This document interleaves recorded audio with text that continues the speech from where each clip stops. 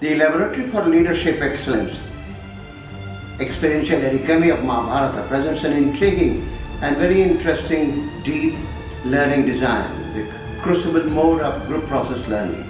It breeds creativity, sensitivity, empathetic listening, and ability to look at one's own resilience.